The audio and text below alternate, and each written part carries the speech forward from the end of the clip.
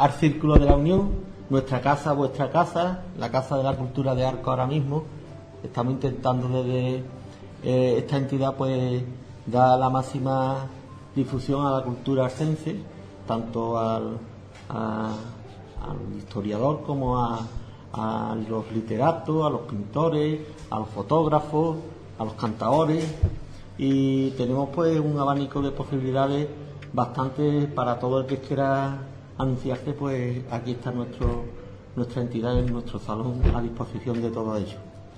Venimos hoy a celebrar lo que es los 15 años de ausencia de don Manuel Pérez Recordán, cronista oficial de Arcos, historiador. Quedan todavía, no es toda su obra, pero quedan algunas por poner que no ha dado tiempo de conseguirlas. Y aquí podéis ver la mayoría de su obra, ¿no? Trabajo de él. Deciros, estas 3 copas, que él va a estar hoy presente con nosotros. Aquí está su banda de caballeros de Guadalupe, ¿no es? Guadalupe.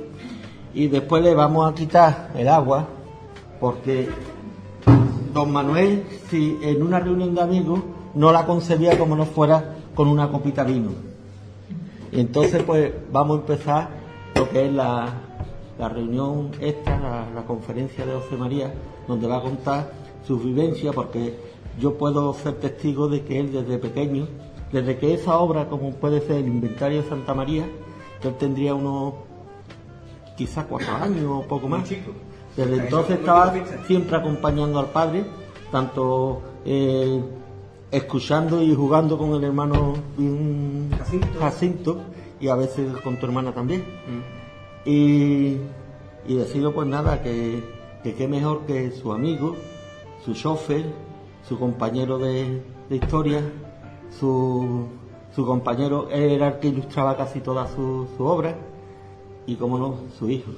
Y hoy viene pues a hablar de la vida y de la obra de don Manuel Pérez Recordán. Así que esperemos que empiece a hablar y sea un gozo para nosotros. Muchas gracias.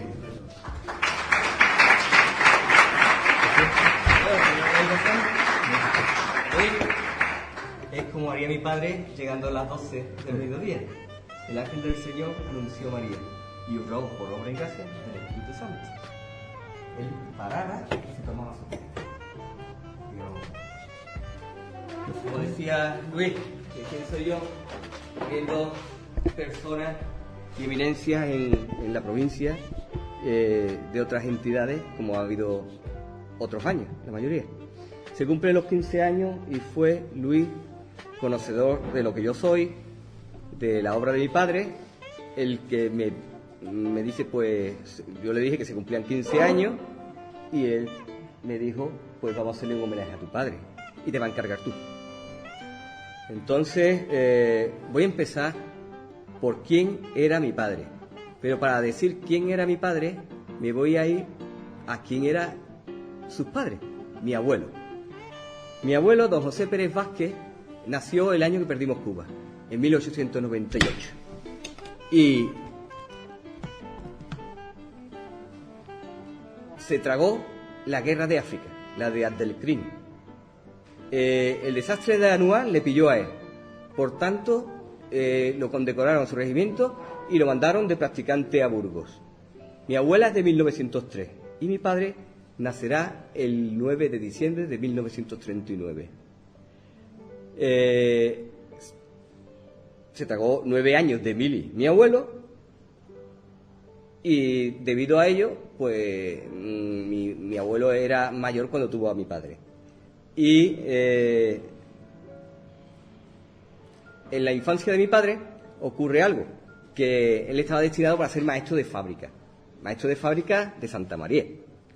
Y un maestro de fábrica pues se dedicaba al mantenimiento, a restaurar algunas cosillas, y entonces lo tenían destinado para eso, pero ocurre que mi abuela, los huevos que tenía de las gallinas, los vendía para pagarle a mi padre los estudios. Y mi abuelo decía, estas gallinas que nos ponen, estas gallinas.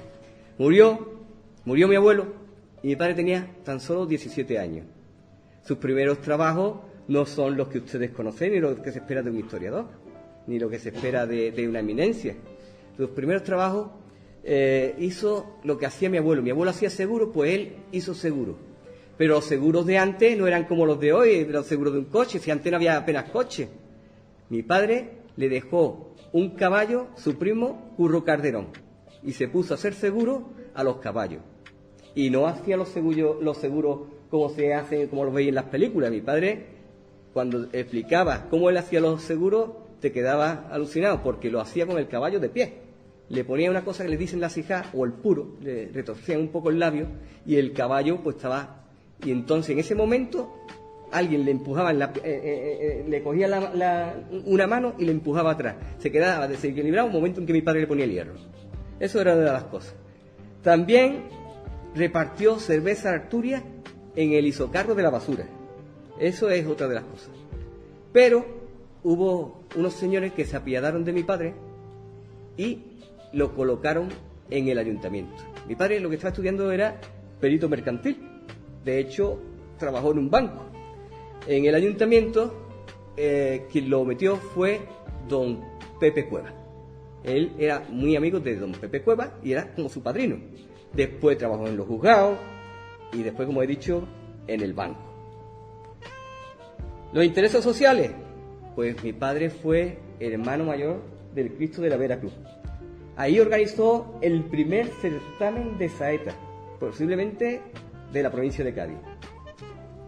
Y ese certamen va a dar origen a la velada que todo el mundo conocéis, junto a don Antonio Murciano. Sale la velada Nuestra Señora de las Nieves, que es la segunda velada más antigua de España. Al decir Andalucía, yo creo que es de España. Y otro de los intereses sociales fue que fue presidente de este Círculo de la Unión. En su época restauró el Teatro Olivares Bea y tenía unos contactos muy buenos, y junto a su amigo Sebastián Ruiz de la Caja de Ahorro lo convenció, y él convenció a la obra social, porque las cajas de ahorro antes tenían que hacer una obra social obligatoria, y convenció a la directiva, y pusieron el escudo de la Caja de Ahorros de Jerez en lo alto y restauraron por primera vez el teatro, un teatro del siglo XIX que, como ustedes sabéis, perteneció a este Círculo de la Unión y posiblemente lo restaure. Entre las publicaciones de libros, pues están, bueno, hay un montón de publicaciones. Yo voy a desarrollar un poquito porque como él ha comentado, fui testigo y colaborador de él. Las calles de Arco. Las calles de Arco fue, mi padre no sabe que me lo contó mi abuela, y no sabe que fue una gamberrada.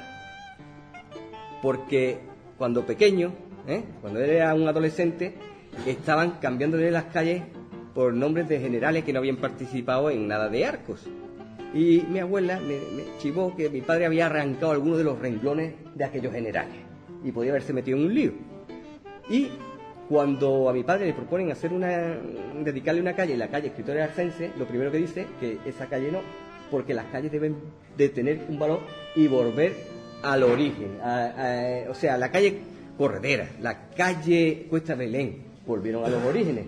Y él temía de que si le dedicaban una calle, pues si le dedicaban la calle Escritores Arcense, llegaría otro alcalde que le cambiara la calle. Entonces le dedicaron una calle, pero como rechazó la calle Escritores Arcense, la calle Manuel Pérez Recordán casi nadie la conoce, porque un callejón sin salida, un callejón... Pero bueno, tiene su calle.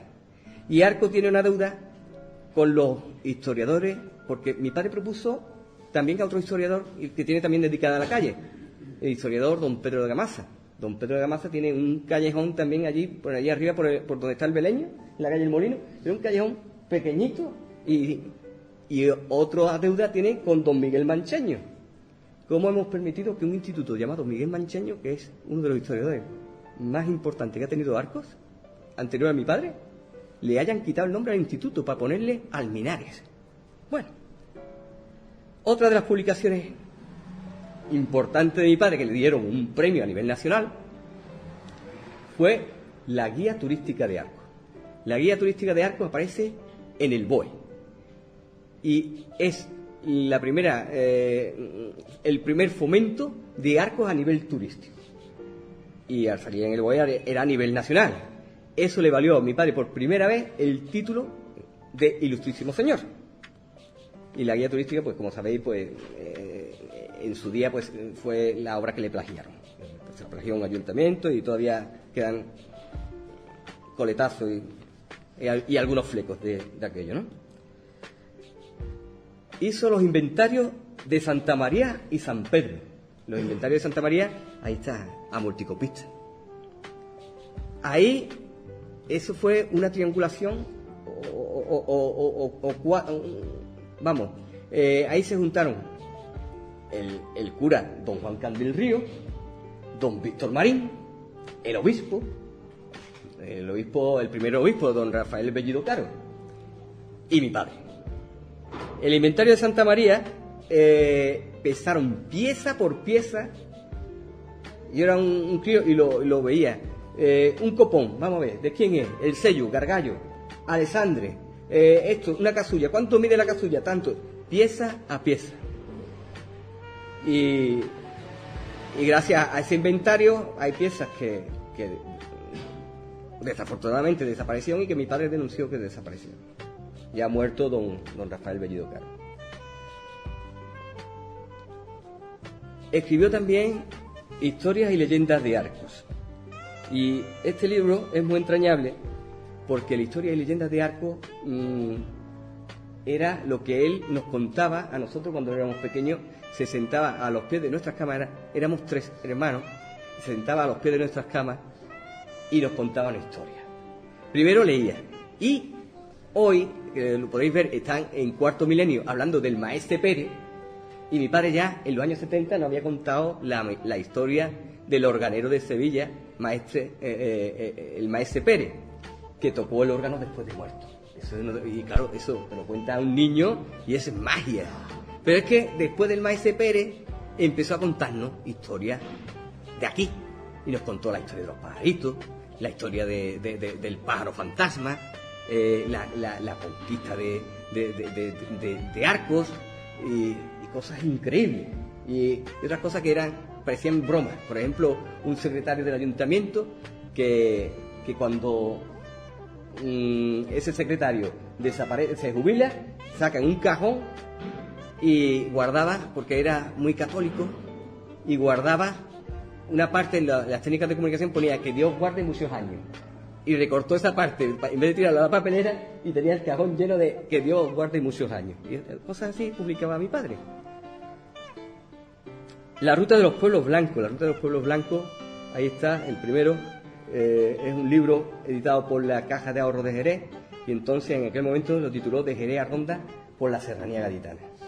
Esa fue una de mis primeras colaboraciones, porque mi padre, cuando yo era un crío, quien colaboraba con él era don Eduardo Pereira, don Víctor Marín, Rafael Rossetti, Eduardo Benó, y después pues ya cuando yo tenía uso de razón, ya con 16 años empiezo yo a hacer fotografía y ya no paro. Ya soy yo el que le empieza a ilustrar sus libros, el que le asesora en algunas cosas, y ahí, a partir de ahí me convierto en compañero, confidente e incluso consejero de mi padre. El Maquis en la provincia de Cádiz. El Maquis en la provincia de Cádiz fue un libro espectacular y fue otra diablura. El Maquis en la provincia de Cádiz, estando mi padre de director del Instituto de Algodonales, la viuda del general Oliete Navarro le dejó un informe secreto que se guardó en su casa y que ese informe debería haber sido destruido. Cuando mi padre vio el informe, vio y el por qué se lo había dejado, o sea, fue algo que se guardó en la manga del general Oliete, que se enfrentó a Franco porque él decía que no era un criminal. Y sin embargo, ahí estábamos viendo crímenes de Estado.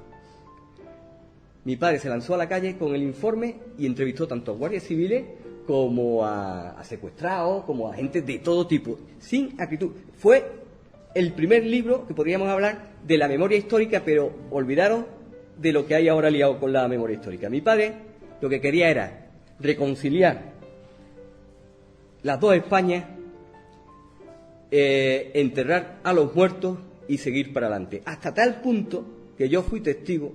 Teníamos un pariente que apareció, porque el apellido de Regordán es de Algar y es muy reciente, y entonces sabía que todos éramos parientes. Apareció un pariente que era don Miguel Sánchez Regordán, que tenía un hermano más pequeño que él, que lo secuestraron. Y entonces te secuestraban ya al final por 1.000 pesetas, por 3.000 pesetas, y lo secuestraron.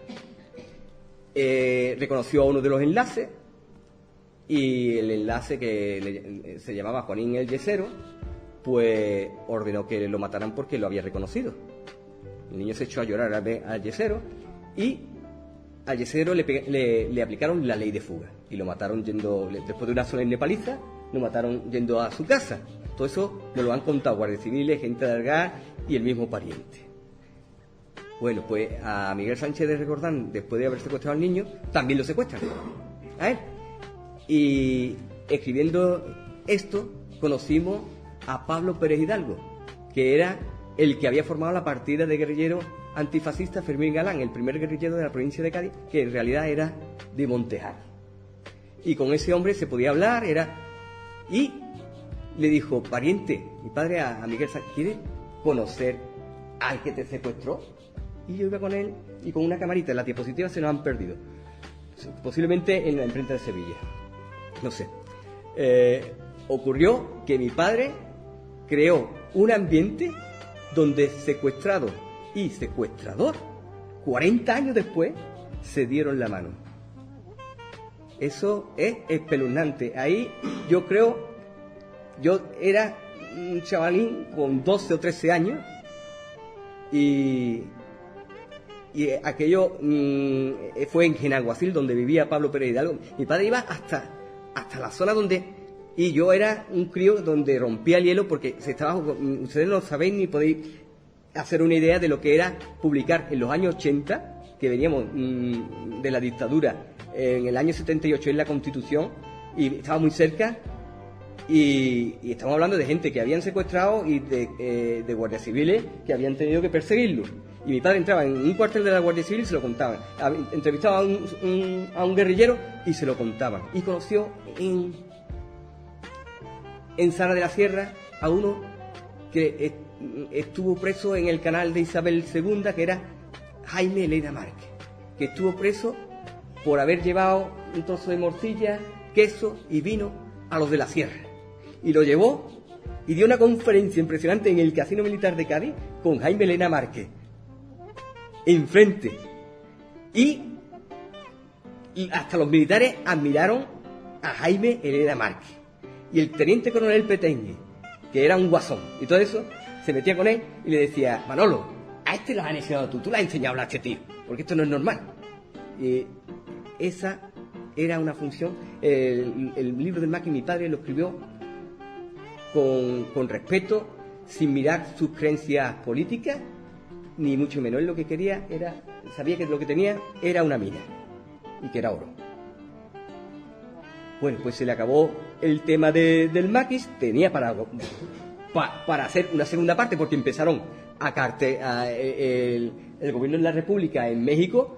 Había gente viva todavía que le escribieron carta a mi padre, y tenía muchos datos, y ya datos técnicos de las armas que habían entrado en España, cómo lo habían metido, todo eso. Tenía para hacer una segunda parte si quería.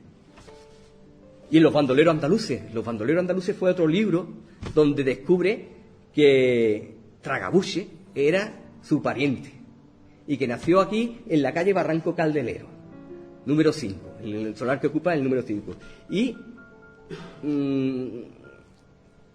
la partida de bautismo, todo lo conocí en Santa María, quién eran sus parientes, cómo se va a Ronda, cómo entra en la arte de Curocúchere. Pero lo más importante es que se da cuenta de que en su casa sabían lo del bandolero y lo tenían callado, porque era una vergüenza tener un bandolero en la familia. Y había un daguerrotipo de un bandolero, y se lo dieron a un niño cuando era un niño, y lo limpió con betún y se cargó la foto. Y ahora mi padre pensaba, y tenía remordimiento pensando, que se había cargado la foto de Tragabuche. Después en el Museo del Bandolero había una foto de Tragabuche que he restaurado yo, la coloreé, y se ve con el pañuelo, y es la foto que hoy conoce todo el mundo. Los nomenclátores de de todos los pueblos de la serranía gaditana, solamente, desgraciadamente, publicó el de Arcos y el de Villamartín. Los demás están pendientes en un archivo del ordenador, en un disco duro del ordenador de casa. La historia de Arcos a través de sus calles. Hizo 4 volúmenes de historia de Arcos, una enciclopedia, solamente de Arcos. Calle por calle, casa por casa. Y había cosas, curiosidades. Aquí está el director del Colegio de las Nieves.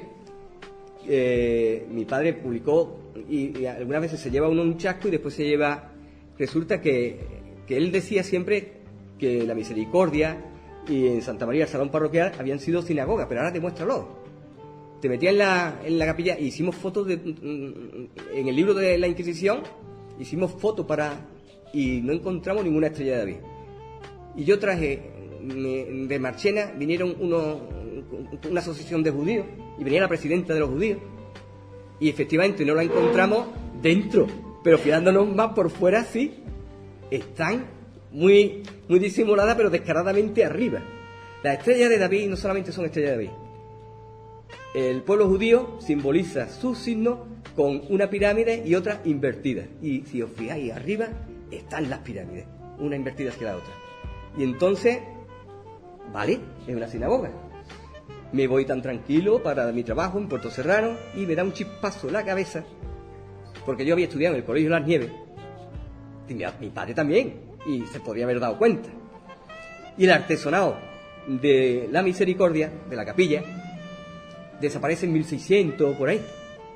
Pero el colegio Nuestra Señora de las Nieves está a 60 metros, una cosa así, de esa capilla. Le dije a Antonio Domingo que le hiciera una fotografía al artesonado. Y cuando me la manda, digo, párate ahí que voy para allá. Ahí estaban las estrellas de David. Y coinciden medidas.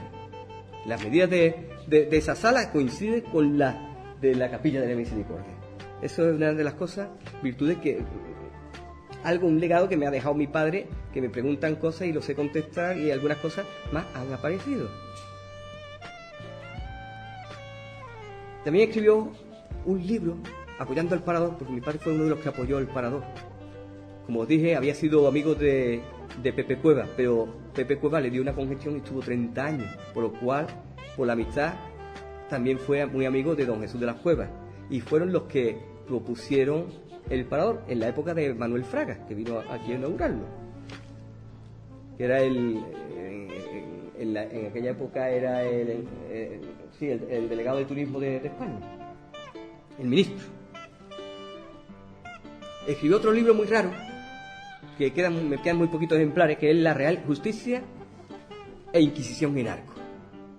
Él decía que el último caso de Inquisición en Arcos se lo habían cargado a Antonio Soler, Antonio el bailarín, que lo habían metido aquí en prisión porque se había ocurrido en los ensayos decir me cago en los muertos de Cristo. Y entonces alguien lo denunció. Creemos que fue el cura el que lo denunció.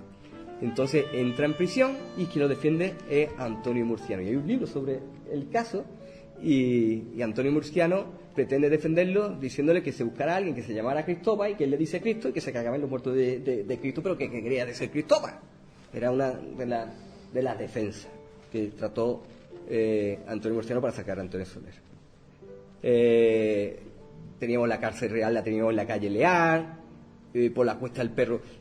Tengo amigos que también investigan y demás, y una de las cosas, cuando los llevo por la Cuesta del Perro, digo, pues por aquí iban los condenados a muerte hasta el Cerro de la Horca, y dice, ay, pues por eso se llama la Cuesta del Perro, posiblemente porque a los judíos le decían los perros.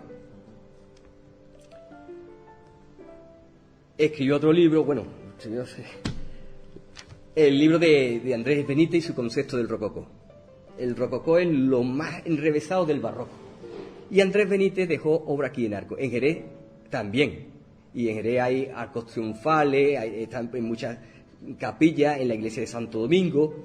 Pero en Arcos está el retablo de la Virgen del Rosario, que como sabéis es patrona, es copatrona, es la copatrona que todo el mundo cree es la Virgen de las Nieves, pero también la primera es la Virgen del Rosario. Y es el retablo más rico. Pues eso lo hizo Andrés Benítez. Pero es que también el de en la Capilla de la Soledad, creo que también. La vitrina del Santo Cristo del Romeral también la hizo Andrés Benítez. Incluso el paso de la Virgen del Cristo de la Veracruz también. Y por supuesto, descubrió a un poeta perdido, a don Diego Jiménez de Ayllón.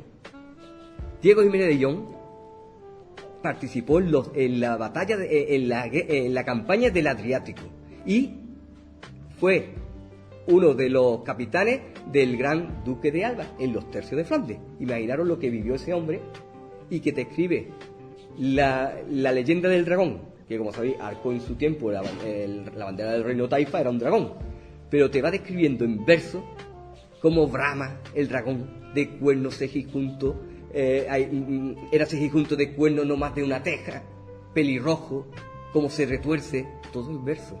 Y es cuando se lo enseñó a Antonio Murciano, dice: Manolo, acaba de descubrir nuestro Perseo, y además era contemporáneo. Y no sé quién publicó, parece ser que nuestro Diego Jiménez de Ayllón escribió antes, pero la obra es póstuma y total, por eso no estaba considerado y visto en lo que es la historia de España, pero hoy sí, hoy tú buscas Diego Jiménez de Ayllón y es uno de los principales. Y cuando tú lees algo de don Diego Jiménez de Ayllón y cómo escribe, espectacular, porque muchas de las poesías que yo veo y que son de autores al lado de don Diego Jiménez de Ayllón son ripios, porque este te describe con historia y cómo viene un nieto del Cid a cargarse el dragón, como le atraviesa el pecho y su rugido bramó y se estremeció toda Andalucía, y te lo describe todo perfectamente en verso, mucho mejor de lo que yo lo estoy hablando aquí ahora. También hizo una investigación sobre el doctor Velázquez, que fue el primero que escribió un tratado de medicina en lengua vernácula. Y se decía,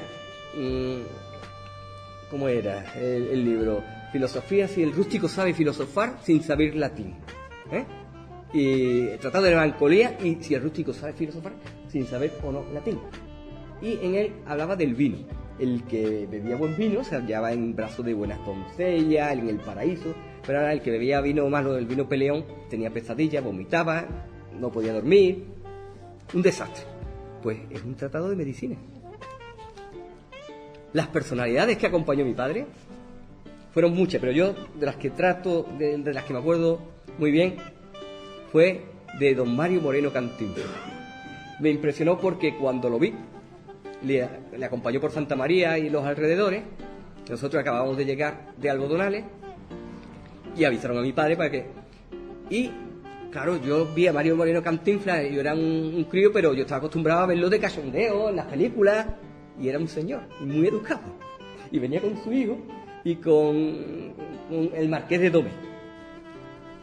Otro de los personajes fue Miguel de la Cuadra Salcedo. Miguel de la Cuadra Salcedo, mi hermana Isabel, ganó un concurso y fueron a América en la Aventura 92 y rebautizaron el buque JJ Sister como Guanajaní y viajaron a Cuba en barco.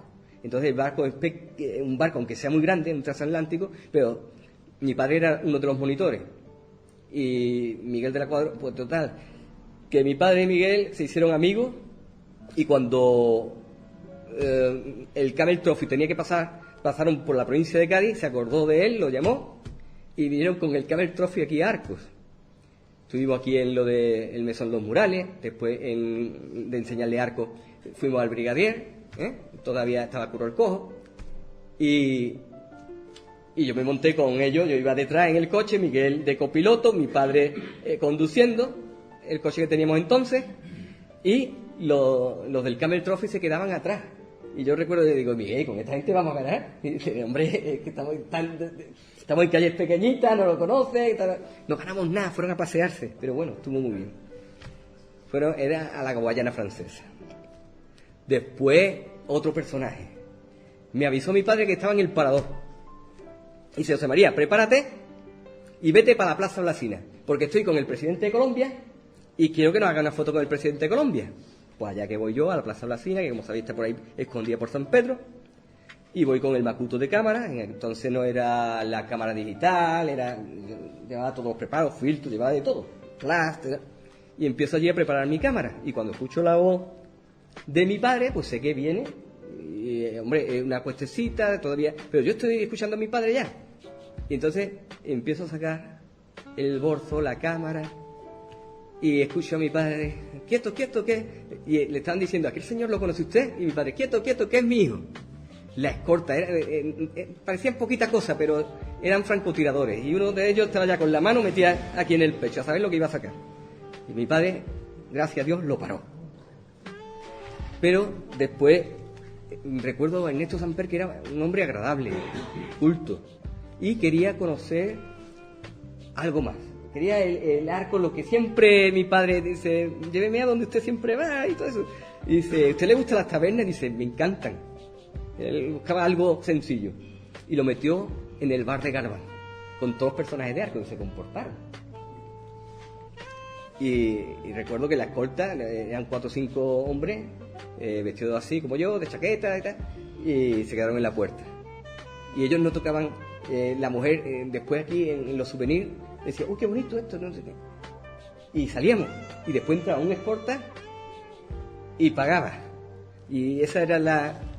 Porque claro, estamos hablando de un presidente sudamericano, eso no es como aquí, todo eso. Bueno, aquí en los años 80 quizás, pero en aquella época un presidente no tocaba el dinero, y lo que se le antojaba a la mujer y todo eso se lo compraban, supongo que con dinero público, porque eran los escoltas, yo los veía entrar y compraban. Su personalidad, ¿cómo se movía mi padre por arco? Pues mi padre hablaba lo mismo con un barrendero que con el alcalde, que con el obispo, y le encantaba la vida cotidiana y amena y los bares. Los bares era su pasión, porque se aprendía muchas cosas en los bares. De la gente sencilla se aprendía mucho. Y contaba hasta cómo un día venía... Dice, hay que ver la ingeniería en el bar de Garbán. Me han contado cómo se cuentan las lúas, las hormigas boleteras o las aludas. Con una cafetera. ¿Cómo que con una cafetera? Pues tú coges, metes en la cafetera, la lúa, le metes un papel y le metes un poquito de fuego lento debajo. Y entonces van saliendo una a una por el pitorrito. Así se cuentan las lúas. Esas son cosas. Después, pues claro... mi padre no era cualquier cosa, aunque todo el mundo lo conociera, y hay muchas cosas y mucha envidia que le vamos a hacer, porque digo, mi padre, siendo la obra que tiene, el autor más prolífico de la provincia de Cádiz, pues tenía premios y en Jerez fue muy reconocido, porque un instituto lleva el nombre de Andrés Benítez gracias a que el libro que he contado de Andrés Benítez y su concepto del rococó, el altar de la Virgen del Rosario y todo eso. Bueno, pues Andrés Benítez creó escuela en el siglo XVI. Y un instituto que iba a ser una escuela de oficio, formación profesional, pues le iban a poner, al lado está el Albán Núñez, pues le iban a poner Pedro de Vera, porque Pedro de Vera fue un conquistador de Jerez. Yo lo he publicado en un libro, sé quién era, y era el abuelo de Albán Núñez Cabeza de Vaca. Pero mi padre nos convenció, dice, ¿me dejáis hablar un cuarto de hora? Convenció a todo el mundo.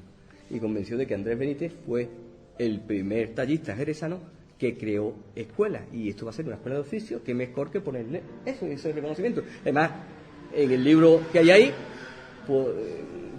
hizo un tratado y publicó toda la obra de Andrés Benítez. Es más, mi padre al principio hacía unos trabajos y era un poquito seco, y se dio cuenta con el libro del Maqui, con el libro del bandolero, el factor humano, y que había que alinearlo. Pues él era perito mercantil y se da cuenta de que podía hacer estudio grafológico de las firmas, y hace un estudio grafológico de la firma de la persona de quién era Andrés Benítez, y lo hace con más cosas y más asiduo. Mi padre cambia, tiene 2 versiones en su obra. Al principio era muy, muy sobrio, y después va metiendo el factor humano,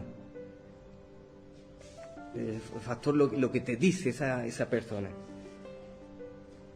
Por supuesto, mi padre era Premio Nacional de Periodismo, escribió, uno de los premios fue de la Lotería Nacional, que entonces eran 3.000 euros lo que le daban, con el descuento de Hacienda, y ese premio fue muy sonado porque escribió sobre un señor que le tocó la lotería, y el recovero que se lo le dio el boleto, pues se encontró a la familia y no sabía que había muerto y le preguntó por el pirindolo. ¿Cómo está? ¿Estaréis bien, no? Dice, ¿cómo? ¿Murió la semana pasada? Y dice, ¿cómo? El boleto que yo le vendí, que le traje, está premiado con el primer premio. Y entonces lo registraron toda la casa, todo, y nada. Y tuvieron que sumar el cadáver. Estaba el décimo de lotería en el bolsillo de la chaqueta. Lo habían enterrado, o sea, y le dieron el premio a la señora. Imaginarse. Y hubo hasta una copla de carnaval que hablaba del pirindolo, que Dios lo tenga en su santa gloria, que hasta muerto le tocó. Ese era el estribillo. El pirindolo era porque tenía la cabeza muy grande. Y yo he conocido, bueno, los familiares no se dieron la foto para ilustrar el artículo. O sea que los títulos, pues como he dicho antes, era Ilustrísimo Señor, Caballero de Guadalupe, Académico de San Dionisio. Al ser académico de San Dionisio, ya es la Academia de San Dionisio la que empieza a decir, no, tú, historiador. Aunque tú eres perito, lo que tú estás haciendo, y además los profesores en Jerez, cuando porque él daba cálculo mercantil, mecanografía, era otra cosa, pero cada vez en la intrahistoria, los profesores de historia no tenían ni idea de la intrahistoria y lo llamaban a él para dar. Y el reconocimiento en Jerez, mi padre era muy reconocido en Jerez. La Academia de San Dionisio es Real Academia de Ciencias, Artes y Letras. Y por encima de lo que cuando te dan un título de la Real Academia de San Dionisio, que en Jerez muchos lo saben, pero otra gente no saben lo que tienen, la joya que tienen. Y no todos los pueblos no tienen una Real Academia, tienen un casino. Era también académico de la Hispanoamericana de Sevilla, caballero hospitalario de la Orden de Malta con sede en Cádiz y miembro del Ateneo de Cádiz. Bueno, pues con esto os he contado, ustedes habréis vivido ciertas anécdotas con mi padre. Yo pues aquí lo he querido tener presente. Esta es la banda de caballeros de la Orden de Guadalupe y esta es su copa, que en honor a él pues,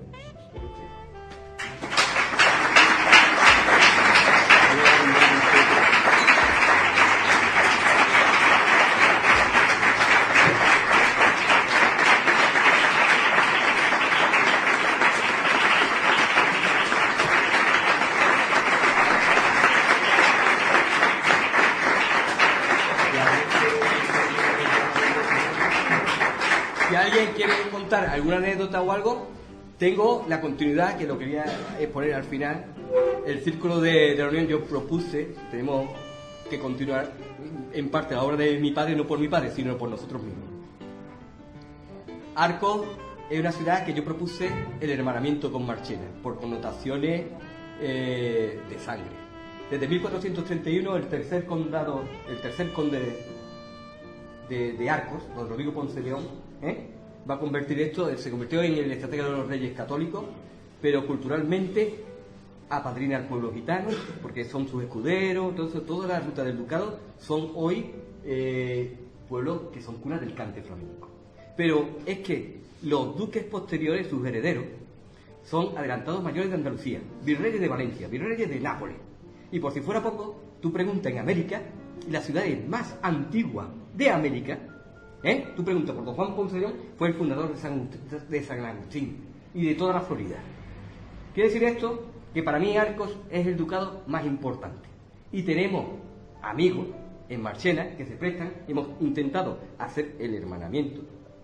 No ha sido posible, por lo que sea, pero sí, a través del Círculo de la Unión, yo sé que lo vamos a conseguir, y a través de la Junta de Hermandades. Y imaginaros, culturalmente, todos los pueblos, incluso una liguilla de fútbol, ¿por qué no? En Nápoles, con Arcos, o una obra de teatro. En Nápoles representan la revuelta que hubo contra el duque de Arcos. Podéis verlo en internet, buscáis revuelta de Nápoles contra el duque de Arcos, y lo vais a ver. Y representan la revuelta.